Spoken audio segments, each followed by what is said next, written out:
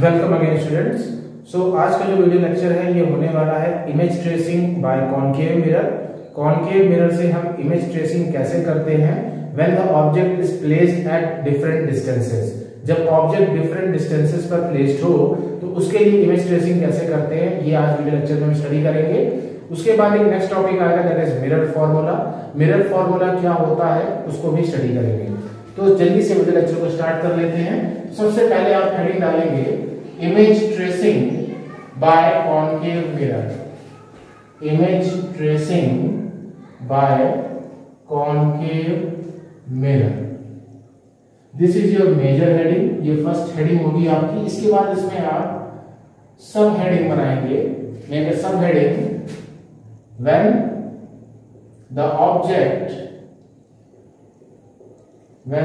object is at infinity. When the object is at infinity, this is the subheading of the first heading. पहली जो आपने heading बनाई है उसकी ये सब हेडिंग होगी। और इसी के साथ आपको एक फिगर ड्रॉ करना है। फिगर जो भी आप ड्रॉ करेंगे फिजिक्स में, आपको मैं बार बार बता रहा हूँ, फिर जो भी आपका फिगर होगा वो हमेशा पेंसिल से ड्रॉ करेंगे। पेन का यूज कहीं पर भी नहीं करेंगे। यहाँ तक कि फिगर कंप्लीट होने के बाद भी आप उसको पेन से ओवरराइट करके कवर अप नहीं करोगे। Okay, so this is your concave mirror. Concave mirror आपने यहाँ पे प्लॉट करना है। कॉनकेव मिरर प्लॉट करने के बाद you have to just draw a principal axis. After that you have to plot a principal axis in the front of that mirror. तो आपने प्रिंसिपल एक्सिस को प्लॉट कर लिया है। अब यहाँ पे आप ऑब्जर्व करेंगे कि आपके पास जो कंडीशन है वो क्या है कि when the object is at infinity. तो आपको जब भी इमेज ट्रेसिंग करनी है आप ऑब्जेक्ट को हमेशा रियल ऑब्जेक्ट मान के ही इमेज ट्रेसिंग करते हैं। आप कभी भी ऑब्जेक्ट को वर्चुअल ऑब्जेक्ट नहीं मानोगे। अगर वर्चुअल ऑब्जेक्ट का केस होगा तो आपको बता दिया जाएगा, मतलब unless and until you have to suppose that the object is a real object. Real और वर्चुअल ऑब्जेक्ट के बीच में क्या डिफरेंस है ये मैंने अपनी पिछली वीडियो में बता दिया है।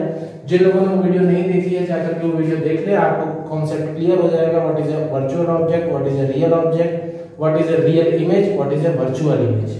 चारों चीजें मैंने वहां पे क्लियर करी है। अब सबसे पहला जो फिगर आएगा, आपका ऑब्जेक्ट जो है वो इंफिनिटी पे प्लेस्ड है। तो इंफिनिटी से कोई दो पैरेलल रेज इस मिरर के ऊपर इंसिडेंट कर लेते हैं। कोई दो पैरेलल रेज इस मिरर के ऊपर मैंने इंसिडेंट कर दी है। इसे मैं फिर से प्लॉट करता हूं। This will be the parallel. अब दोनों रेज एक दूसरे के पैरेलल हैं। ओके, अब ये दोनों रेज एक दूसरे के पैरेलल हैं। After reflection from where it will pass, after reflection it passes like this by following the laws of reflection, and after reflection it will pass like this. Okay, at some point they will intersect. किसी न किसी point पर ये दोनों raise आपस में intersect करेंगी। जहां पर ये इंटरसेक्ट करेंगी वहां पर हमारी इमेज फॉर्म होगी। और ये आपके रियली इंटरसेक्ट कर रही हैं, अपीयर होते हुए नहीं दिखाई दे रही हैं, एक्चुअली इंटरसेक्ट कर रही हैं। तो यहाँ की जो इमेज फॉर्म होगी that will be a real image. तो आपका ऑब्जेक्ट कहां पर था? ये ऑब्जेक्ट था आपका इंफिनिटी पर और ये आपकी इमेज बन गई। इमेज को हम यहां पे प्लॉट कर देंगे नेम से A dash and B dash. ठीक है, अब ये जो इमेज है ये आपकी बनेगी बच्चों कहां पर? ये बनेगी आपकी फोकस पर। For this case only your image will be formed at focus and this will be your centre of curvature. Okay, and this will be the pole. M dash will be the mirror and this point will be named as point D. This point will be named as point D. हमेशा जो भी आपकी incident ray है या reflected ray है उसको आपको arrow से डिनोट करना है ताकि आपके फिगर में क्लियर हो जाए कि which is your incident ray और विच इज योर पैरेलल रे। अगर आप इंसिडेंट और पैरेलल और रिफ्लेक्टेड रे को एरो से डिनोट नहीं करते हो तो आपके मार्क्स डिडक्ट हो सकते हैं एग्जाम में। तो ये था आपका फिगर। अब आपने फिगर प्लॉट कर लिया है तो इसकी कुछ प्रॉपर्टीज भी आपको लिखनी है। प्रॉपर्टीज मैं साइड में लिख रहा हूं, बट आप अपनी नोटबुक में इस फिगर के नीचे उसकी प्रॉपर्टीज को पॉइंट वाइज मेंशन करोगे। तो पहली जो इसकी प्रॉपर्टी है वो है कि ये इमेज कहां पर बन रही है। तो यहां पे आप लिखेंगे इमेज फॉर्म्ड एट फोकस।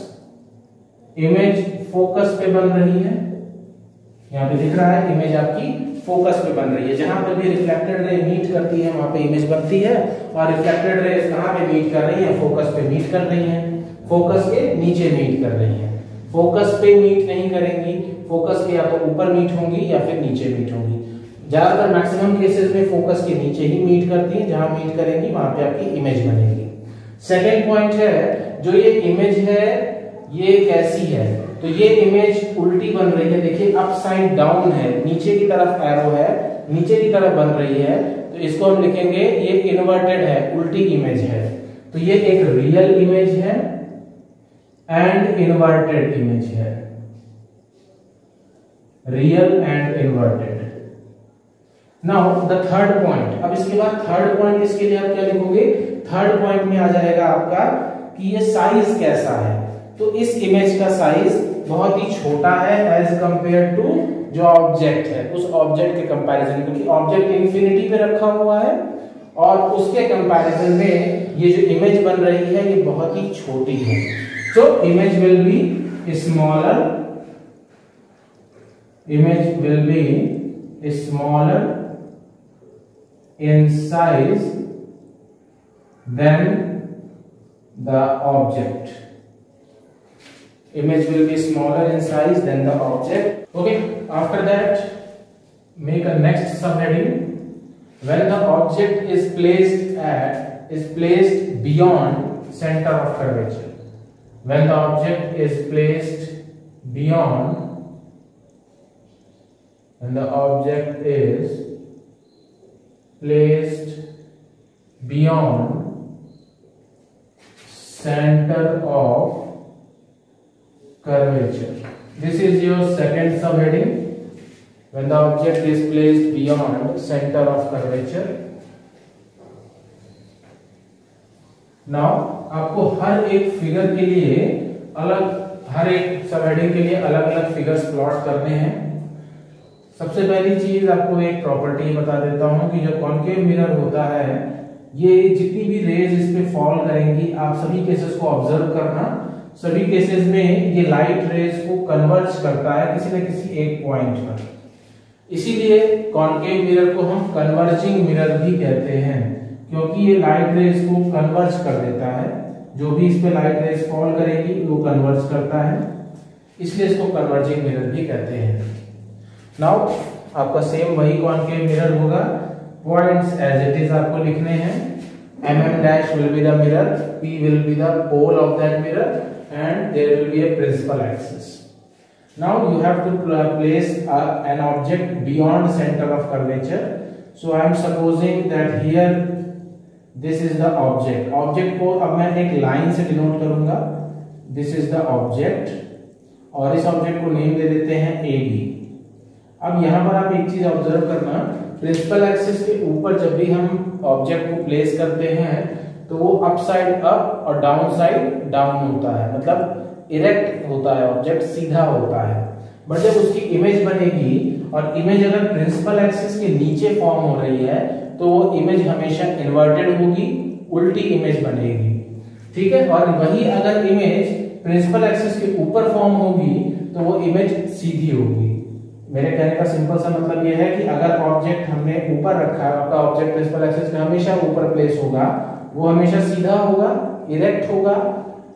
और अगर इमेज आपकी प्रिंसिपल एक्सिस के नीचे बनेगी तो वो इमेज हमेशा उल्टी बनेगी।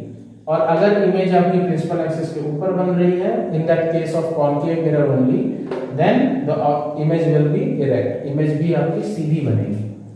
चलिए अब इसमें से कोई दो रेज को मिरर के ऊपर इंसिडेंट करा लेते हैं। सबसे पहली image will be parallel to the principal axis. पहली मैंने जो रे इंसिडेंट करी है वो पैरेलल टू प्रिंसिपल एक्सिस मैंने मूव कराई है। मे बी फिगर में आपको कुछ ऊपर नीचे लाइंस हो रही होंगी, तो आप अपने जब नोटबुक पे ड्रॉ करेंगे तो स्केल का यूज करिएगा ताकि आपकी लाइंस ऊपर नीचे ना हो। सेकंड थिंग, अब after reflection it will pass through the focus. After reflection it will pass through the focus, and now we have to incident the second ray that is passes from center of curvature. अब second ray को मैं center of curvature से pass कर दूंगा like this. So this is your center of curvature, this is the focus, and when the ray passes through the center of curvature then it retraces its path. अगर कोई भी रे centre of curvature से पास होती है तो ये मैंने आपको प्रॉपर्टी, आपको रूल पहले लिखवा दिया था रूल्स ऑफ इमेज ट्रेसिंग में, कि अगर कोई भी रे सेंटर ऑफ कर्वेचर से पास होती है तो आफ्टर रिफ्लेक्शन वो अपने पाथ को रिट्रेस कर लेती है, मतलब जहां से आई है वहीं से वापस रिटर्न बैक हो जाती है। अब ये दोनों रिफ्लेक्टेड रे जिस पॉइंट पे बनेगी वहां पे आपका इमेज फॉर्म होगी, और ये इमेज आपकी फिर से अगेन डाउनवर्ड डायरेक्शन में फॉर्म होगी, क्योंकि ये प्रिंसिपल एक्सिस के नीचे बन रही है तो ये इमेज उल्टी होगी, and it will be regarded as B dash and A dash. यहाँ पे कुछ कंफ्यूजन होगा कि बी डैश ए डैश को मेंशन कर रहे हैं, क्योंकि ऑब्जेक्ट का नाम हमने दिया है ए बी, ए इसका हेड है, बी इसकी टेल है, तो अगर ये ऑब्जेक्ट को हम उल्टा कर देंगे तो it will B be up और ए नीचे चला जाएगा, बी ऊपर हो जाएगा, और B dash A dash denote कर रहा है कि ये इमेज है, ए बी डिनोट कर रहा है ये कि ये ऑब्जेक्ट है। A B denotes that it is an object, A dash B dash denote that it is an image. Now moving to the properties, the first property where the image is formed, तो image is formed between focus and centre of curvature. अब जो इस case में image form हुई है वो focus और centre of curvature के बीच में फॉर्म हुई है, तो note down the step, image form between focus and center of curvature and center of curvature, दोनों के बीच में फॉर्म हुई है। सेकेंड थिंग आती है कि इमेज कैसी है, तो इमेज अगेन उल्टी बन रही है, मतलब इन्वर्टेड है, और ये रिफ्लेक्टेड रेज एक्चुअली मीट हो रही है, इसका मतलब ये कैसी इमेज है, रियल इमेज है, तो ये बनेगी आपकी रियल एंड इन्वर्टेड, रियल भी है इन्वर्टेड भी है। Now the last third point में आपको बताना है कि साइज कैसा है, तो साइज अगेन इसका स्मॉलर होगा, जब आप इसको प्लॉट करोगे पेंसिल से और स्केल की हेल्प से, तो ये वाला जो साइज है इसके कंपैरिजन में छोटा बनेगा, तो आप ये लिखोगे size of the image, size of image is smaller than object. Size of image will be smaller than the object.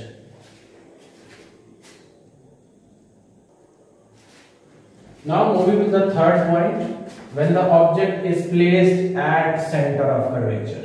When the object is placed at center of curvature. जब आपका ऑब्जेक्ट सेंटर ऑफ कर्वेचर पर ही place हो तब उसकी image कैसी बनेगी, उसकी properties क्या होगी। अब ये आता है थर्ड पॉइंट के लिए अगेन आपको फिगर ड्रॉ करना है, फिर से आपको मिरर प्लॉट करना है। मिरर मैं यहाँ पे सिर्फ प्रिंसिपल एक्सिस और ऑब्जेक्ट और इमेज के रे डायग्राम्स को इरेज कर रहा हूँ, बाकी आपको इमेज फिर से पूरी प्लॉट करनी है, मिरर फिर से प्लॉट करना है। हर एक फिगर हर एक पॉइंट पे अलग अलग फिगर्स होंगे और ये फिगर सारे आपको पेंसिल से ड्रॉ करने हैं। अब आ जाते हैं नेक्स्ट पॉइंट पर। थर्ड पॉइंट आ जाता है कि when the object is placed at centre of curvature, आपका मिरर है mm डैश पोल P से डिनोट कर दिया है। अब आपको ऑब्जेक्ट को हमने रखा है सेंटर ऑफ कर्वेचर पर। सपोज कर लिया यहाँ पर आपका आता है centre of curvature. Now the first ray will be parallel to the principal axis. पहली रे जो ड्रॉ करी है हमने वो प्रिंसिपल एक्सिस के पैरेलल है, and after reflection it will passes through the focus. पहली रे प्रिंसिपल एक्सिस के पैरेलल है, आफ्टर रिफ्लेक्शन वो फोकस से पास ऑन होगी। ओके, और सेकेंड रे हमने सीधे सीधे फोकस से ही पास ऑन कर दी है, सीधे सीधे फोकस से ही पास ऑन कर दी। Okay, so after the second ray will passes through the point focus, and after reflection it will go parallel to the principal axis according to the rule of image tracing. पहले आपका जो पहली ray है वो parallel to the principal axis है, and after reflection it passes through focus. Second ray आपकी focus से pass on होगी, and after reflection it will become parallel to the principal axis, and where both the two reflected ray meets that point will be the image b dash a dash. So this is the figure. इस figure की क्या properties है? पहला point जो आपकी image है वो कहां पर बन रही है, तो आपका ऑब्जेक्ट सेंटर ऑफ कर्वेचर पे प्लेस है, तो इमेज भी आपकी सेंटर ऑफ कर्वेचर के ठीक नीचे बन रही है. इसका मतलब इमेज आपकी सेंटर ऑफ कर्वेचर पे ही फॉर्म हो रही है. तो note down the step. Image formed at centre of curvature, इसे मैंने सिंबल से डिनोट किया, centre of curvature. Second point, अब ये इमेज कैसी है, तो इमेज आपकी इन्वर्टेड है, उल्टी बन रही है, डाउन साइड बन रही है, मतलब प्रिंसिपल एक्सिस के नीचे है, मतलब इन्वर्टेड है. तो इन्वर्टेड है और रियल है, तो रियल एंड इन्वर्टेड. अब आपको ये कॉन्सेप्ट क्लियर हो गया होगा कि रियल एंड इन्वर्टेड क्या चीज है. थर्ड पॉइंट आता है कि इमेज का साइज कैसा है, तो इमेज का साइज ऑब्जेक्ट के साइज के बिल्कुल बराबर होगा, तो सेम साइज, तो आप लिखेंगे same size as that of object, as that of object. This is the third point. Now moving to the next point, when the object is placed between center of curvature and focus, तो मैं यहाँ पे सिर्फ symbol denote करूंगा, मेरे पास इतनी space नहीं है. इस when the object is placed between centre of curvature and focus, ये आपको समझ में आ जाना चाहिए. Centre of curvature and focus. Again you have to plot the figure. Figures आपको फिर से प्लॉट करना है पूरा. अब इस बार जो ऑब्जेक्ट है, अब आप जब ऑब्जर्व करोगे तो यहां पर अब ऑब्जेक्ट का साइज, जितना हम आगे स्टेप्स बढ़ते जाएंगे, ऑब्जेक्ट का साइज अब धीरे धीरे बड़ा होता जाएगा, इमेज का साइज बड़ा होता जाएगा ऑब्जेक्ट के कंपैरिजन में.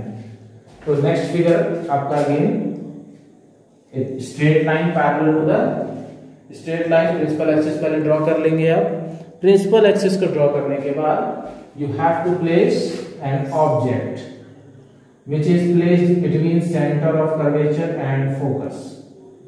तो पहला आपने ऑब्जेक्ट प्लॉट कर दिया. This will be the object. Now the first ray will be parallel to the principal axis. First ray will be parallel to the principal axis. After reflection it passes through focus. This is the very basic law of image tracing. When a ray comes parallel to the principal axis, after reflection it passes through focus. सबसे basic सा law है. इसके बाद आता है second रे, and the second ray will passes through the center of curvature. After reflection, second ray will incident like this, and after reflection it passes through center of curvature. थोड़ा सा figure ऊपर नीचे हो गया, एक बार फिर से प्लॉट कर लेते हैं. जब आप इसको स्केल से बनाओगे तो आपके पास एकदम परफेक्ट क्लियर फिगर आएगा. मेरे पास यहाँ पर स्केल नहीं है, इसलिए फिगर में थोड़ी सी चेंजेस आ रहे हैं. So after reflection it will passes through center of curvature. Center of curvature. और अगर इस लाइन को हम आगे एक्सटेंड कर देंगे तो it will meet somewhere. It will meet somewhere. Hold a second. Again I am clearing it. थोड़ा सा चेंज है.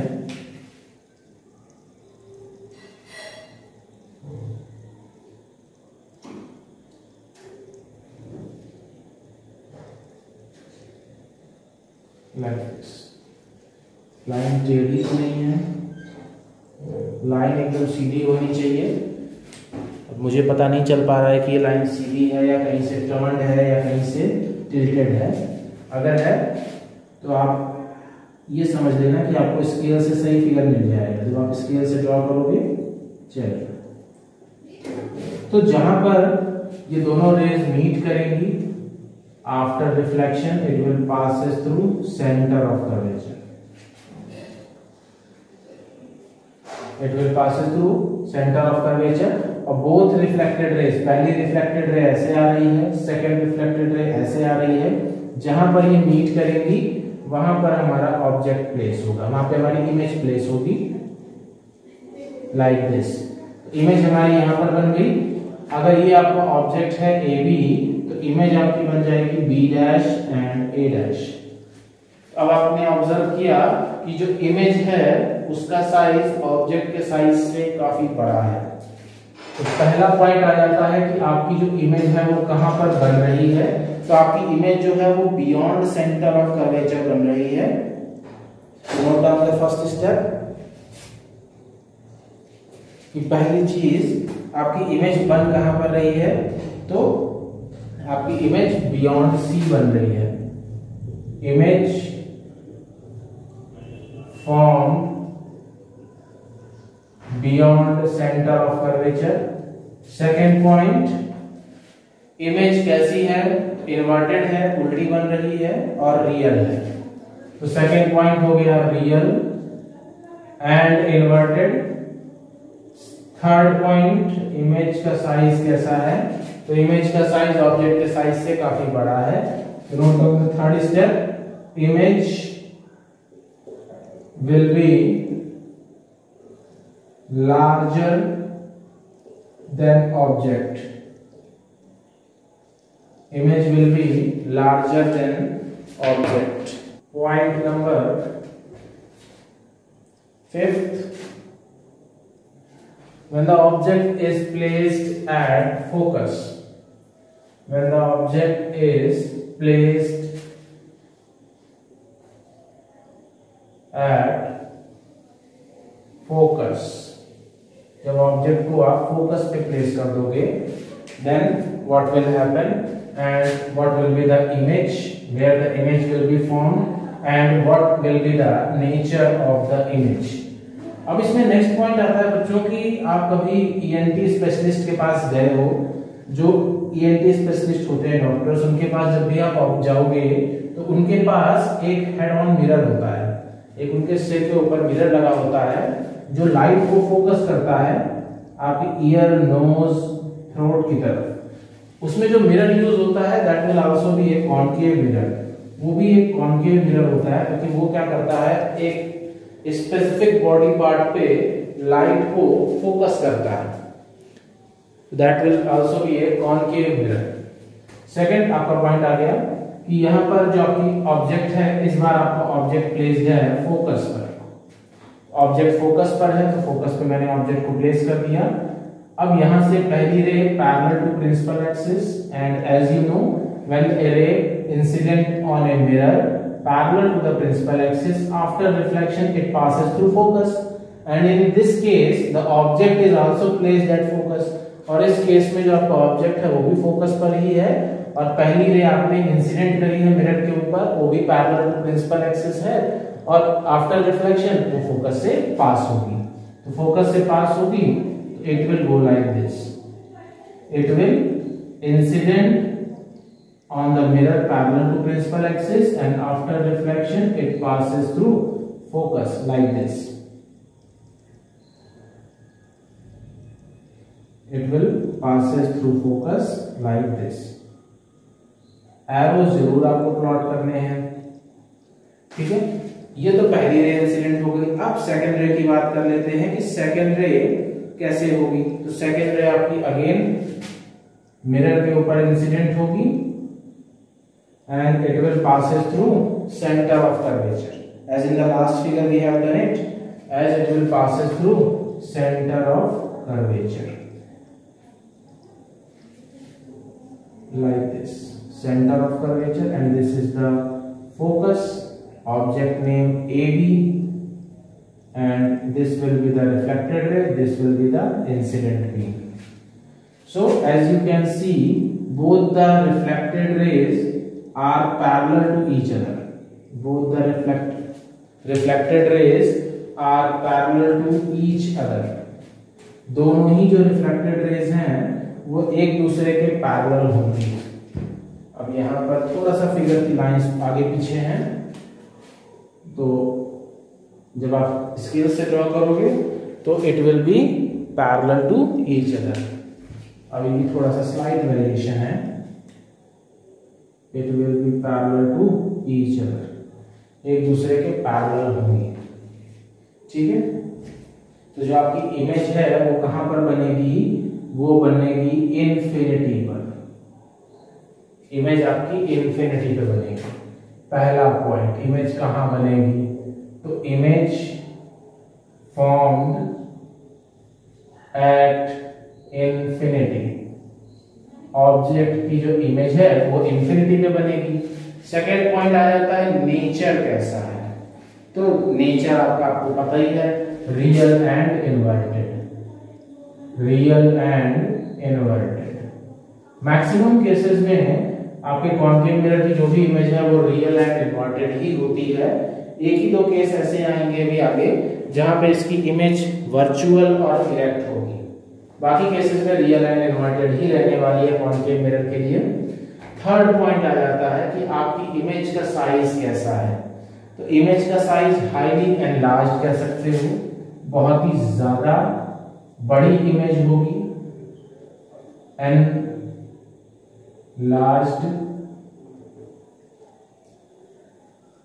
या फिर कह सकते हो मैग्नीफाइड होगी, मैग्नीफाइड, बहुत ज्यादा बड़ी दिख रही होगी। लास्ट इमेज ट्रेसिंग के लास्ट टॉपिक पर, इमेज ट्रेसिंग का लास्ट टॉपिक है ये point number 6। When the object is placed between focus and pole, जब आपका ऑब्जेक्ट फोकस और पोल के बीच में प्लेस होगा, then what will be the image, where the image will be formed and what is the size of the image. So ये last case है इस इमेज ट्रेसिंग का by concave mirror. Convex mirror में भी दो आपको cases कुछ study करने हैं, वो बाद में आएंगे। आज के वीडियो लेक्चर में हम सिर्फ कॉन्केव मिरर के बारे में स्टडी कर रहे हैं कि कॉन्केव मिरर से जो इमेज फॉर्म होगी उसका नेचर कैसा होगा, पोजीशन क्या होगी, साइज क्या होगा, इस बारे में स्टडी कर रहे हैं। तो अगेन आपको फिगर प्लॉट करना है, अगेन प्रिंसिपल एक्सिस ड्रॉ करनी है। अब पहला पॉइंट जो आता है कि ऑब्जेक्ट आपका फोकस और पोल के बीच में प्लेस है, मतलब ऑब्जेक्ट बहुत ही ज्यादा पास में है मिरर के, बहुत ही ज्यादा पास में रखा है। तो यहां से पहली ray parallel to principal axis plot करेंगे आप। After reflection it passes through focus, after reflection it passes through focus. Second ray, अब सेकेंड रे की बात कर लेते हैं। सेकेंड रे कहां से पास ऑन होगी, तो सेकेंड रे आपकी अगेन सेंटर ऑफ कर्वेचर से पास ऑन होगी, तो सेंटर ऑफ कर्वेचर से पास ऑन कर देते हैं, सेंटर ऑफ कर्वेचर से, लाइक दिस। तो ये हो गया आपका centre of curvature. After reflection ये पास ऑन हो रही है इधर। अभी आफ्टर रिफ्लेक्शन जब पास ऑन हो रही है तो ये आपको यहाँ पर डाइवर्टेड नजर आएगी जब आप प्लॉट कर लोगे इसको। ओके, अब आप जैसे ऑब्जर्व कर रहे हो तो ये जो रिफ्लेक्टेड रेज हैं ये यहाँ पर दोनों डाइवर्ज हो रही हैं, एक इधर जा रही है, एक इधर जा रही है। ये दोनों आगे जाकर के कहीं मीट नहीं होंगी, ये डाइवर्ज हो रही हैं, फैल रही हैं। आगे जाकर के ये दोनों रेज कहीं पर भी मीट नहीं होंगी तो इमेज फॉर्म नहीं होगी। अब इस केस में इमेज कहां फॉर्म होगी, तो हम रिफ्लेक्टेड रेज को बैक ट्रेस कर लेते हैं, मिरर के पीछे प्रिंसिपल एक्सिस को एक्सटेंड करते हैं और इस रिफ्लेक्टेड रे को पीछे बैक ट्रेस करते हैं। लेट्स सी, पीछे बैक ट्रेस करेंगे तो इसको डॉटेड लाइन से शो करेंगे, तो डॉटेड लाइन से मैं इसको शो कर रहा हूं। अब ये वाली जो रिफ्लेक्टेड रे है इसको भी डॉटेड लाइन से आप शो करोगे, तो डॉटेड लाइन से मैंने शो किया और ये यहां पर कहीं मीट हो गई। तो रिफ्लेक्टेड रेज बैक ट्रेस करने के बाद जिस पॉइंट पर मीट अप होंगी वहां पर हमारी इमेज फॉर्म होगी। and this will be the image which is formed above principal axis। पहला केस है ये जहां पर आपकी इमेज प्रिंसिपल एक्सिस के ऊपर बन रही है। अभी तक आपने जो पढ़ा उसमें इमेज प्रिंसिपल एक्सिस के नीचे बन रही थी, तो वो इमेज कैसी थी, रियल और इन्वर्टेड। इस केस में आपकी जो इमेज है वो प्रिंसिपल एक्सिस के ऊपर बन रही है, तो ये इमेज देखो कैसी है, सीधी है, जैसा ऑब्जेक्ट है वैसी ही इमेज है। अब इसको नेमिंग कर देते हैं ए डैश बी डैश। अब ये इमेज सीधी है तो इस इमेज को हम कहेंगे वर्चुअल एंड इरेक्ट। इरेक्ट का मतलब है जैसा ऑब्जेक्ट वैसी image, which means up side up down side down. तो आपकी इमेज सीधी बन रही है तो ये कहलाएगी इरेक्ट। ये इमेज जो है वर्चुअली, पीछे जो हमने रिफ्लेक्टेड रेज को बैक ट्रेस किया है, इस मिरर के पीछे हमने इसको वर्चुअली मीट कराया है, तो ये जो इमेज बन रही है इसे कहेंगे वर्चुअल इमेज। तो पहला जो पॉइंट आएगा, इमेज कहां पर बन रही है, तो इमेज आपकी बन कहां पर रही है, बिहाइंड द मिरर, मिरर के पीछे बन रही है। तो where the image is formed behind the mirror. Second point, image कैसी है, तो इमेज है virtual and erect, virtual and erect. Third point आ जाता है कि आपकी इमेज का साइज कैसा है, तो साइज इसका काफी बड़ा है as compare to that of object. तो आप लिख सकते हो larger than the object, larger than the object. Video को पॉज कर लीजिएगा और इस पॉइंट्स को नोट डाउन कर लीजिएगा। अब आ जाते हैं लास्ट टॉपिक पर इस वीडियो के। इस वीडियो का लास्ट टॉपिक मैंने आपको बता दिया था वीडियो के स्टार्ट करने से पहले कि ये जो आपका टॉपिक होने वाला है इसमें एक हम बात करेंगे मिरर फॉर्मूला के लिए। मिरर फॉर्मूला क्या होता है, तो मिरर फॉर्मूला यहाँ पर मैं इंट्रोड्यूस कर रहा हूँ आपको, मिरर फॉर्मूला। तो हेडिंग डाल देंगे आप मिरर फॉर्मूला।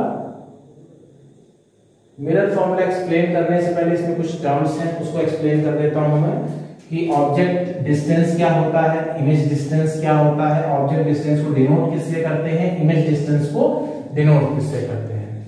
तो एक छोटा सा एग्जांपल ले लेता हूं। For an example this is a concave mirror, ये कॉनकेव मिरर है and this is the principal axis, this is the pole, mm dash will be the mirror and suppose here is an object, okay, this is just a supposition, ये सिर्फ suppose किया है। and this is the first ray which is parallel to the principal axis, after that it passes through the focus, okay, and the second ray will be like this, it passes through center of curvature and when after reflection it back traces. So this is the object AB and this is the image B dash and A dash, okay। अब पहला point आ जाता है कि object distance क्या चीज है और इमेज डिस्टेंस क्या चीज है। तो यहां पर मैं ये एक्सप्लेन कर देता हूं कि ये जो ऑब्जेक्ट का बेस है, यहां से ऑब्जेक्ट के बेस से पोल तक का जो डिस्टेंस है ये कहलाता है ऑब्जेक्ट डिस्टेंस। तो ऑब्जेक्ट डिस्टेंस क्या चीज है, object distance is nothing but the distance from the base of the object to that the pole of that mirror. तो ये वाला ऑब्जेक्ट डिस्टेंस है, इसको डिनोट करते हैं सिंबल U से, ठीक है, स्मॉल u से इसको डिनोट करते हैं। ऑब्जेक्ट से पोल तक का डिस्टेंस ऑब्जेक्ट डिस्टेंस कहलाता है। सिमिलरली इमेज से पोल तक का डिस्टेंस इमेज डिस्टेंस कहलाता है और इसको डिनोट करते हैं स्मॉल v से, ठीक है। फोकस से पोल तक का डिस्टेंस कहलाता है फोकल लेंथ, इसको स्मॉल f से डिनोट करते हैं, ठीक है। ऑब्जेक्ट डिस्टेंस अभी आप यहाँ पे इनिशियल अपने समझने के लिए लिख लेंगे कि ऑब्जेक्ट डिस्टेंस इसको डिनोट करते हैं सिंबल स्मॉल u से, मार्कर भी नहीं चल रहा सही से, सिंबल इसको डिनोट करते हैं सिंबल स्मॉल u से, नॉट v से, स्मॉल u से। नेक्स्ट आ जाता है इमेज डिस्टेंस, इसको डिनोट करते हैं सिंबल स्मॉल v से। फोकल लेंथ, इसको डिनोट करते हैं सिंबल स्मॉल f से, small u, small b, small f। ठीक है, अब मिरर फॉर्मूला की बात कर लेते हैं। फिगर ये आप चाहो तो अपने अंडरस्टैंडिंग के लिए साइड में बना सकते हो रफली, बट आपको सिर्फ ये 3 पॉइंट्स याद रखने हैं कि u क्या है, v क्या है, f क्या है, क्योंकि न्यूमेरिकल क्वेश्चंस इसी के बेसिस पे पूछे जाते हैं। तो मिरर फॉर्मूला क्या चीज होता है, तो एक स्टेटमेंट लिख लेंगे आप, it is a relation between,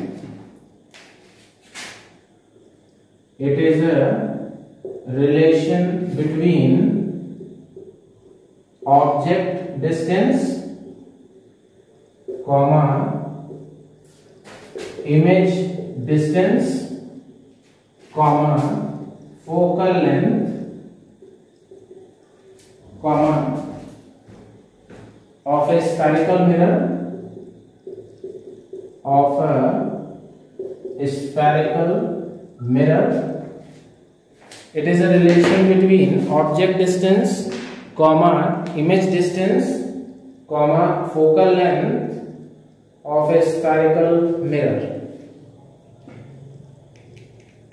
Now what is the formula? So the formula is 1 upon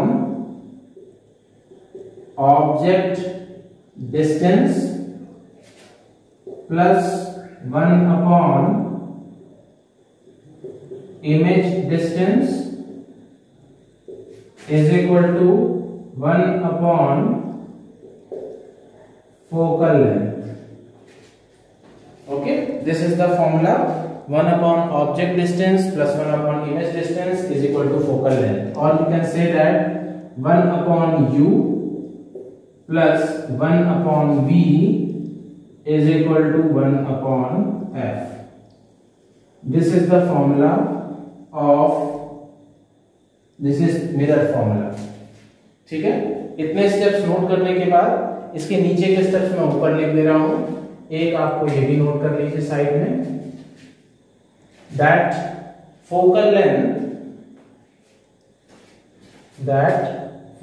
length is equal to half of the radius of curvature, half of the radius of curvature, क्योंकि centre of curvature से पोल तक का distance कहलाता है radius of curvature, और focus से पोल तक का डिस्टेंस कहलाता है आपका फोकल लेंथ।